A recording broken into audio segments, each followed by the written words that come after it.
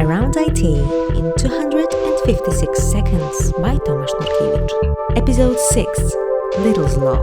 Little's Law is an astounding equation that's that simple, yet it can bring an amazing insight into what your distributed system is capable of. But first, let's go to a grocery store. Imagine there's a single clerk that, on average, processes one customer in 4 minutes. It's fairly obvious that he can serve 60 minutes divided by 4, 15 customers per hour. This is the arrival rate that is sustainable. If serving a single customer would take 3 minutes instead of 4, then the math is simple. 60 divided by 3. It makes 20 customers per hour. As you can see, the faster clerk is capable of handling customers, the more customers he or she can handle in a given unit of time, like an hour. Alright, fairly obvious. But what if we add a second clerk? We assume he or she has equal throughput measured by the average time it takes to serve a single customer. The throughput of our system suddenly doubled. That, again, under the assumption that clerks are independent of each other and there is no synchronization needed between them. Also, there is no shared resource that they have to wait for. Each clerk has his/her own register. So it's no longer 20 customers per hour, but 40 customers per hour. You can probably guess that adding a third clerk increases the store's throughput as well. It should be easy to figure out that overall throughput is equal to the throughput of a single clerk multiplied by the number of clerks. Believe it or not, this is Little's Law in its whole glory. Little's Law essentially says that the number of customers we can serve per hour is proportional to the number of clerks.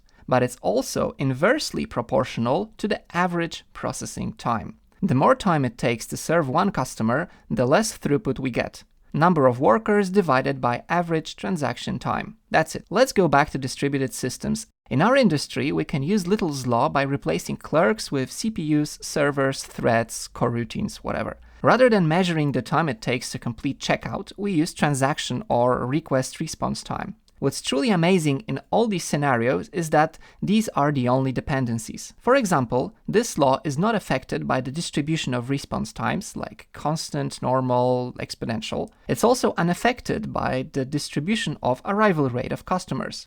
In a stable system, it works even if we only know about averages. All we need is the average number of requests per second, average response time, and throughput. Knowing 2 of them, we can calculate the third one. Let's take a concrete example. Imagine Node.js server that handles CPU-intensive requests. Node.js is famously single-threaded, so if a request needs your CPU for 100 milliseconds, we can effectively serve at most 10 requests per second.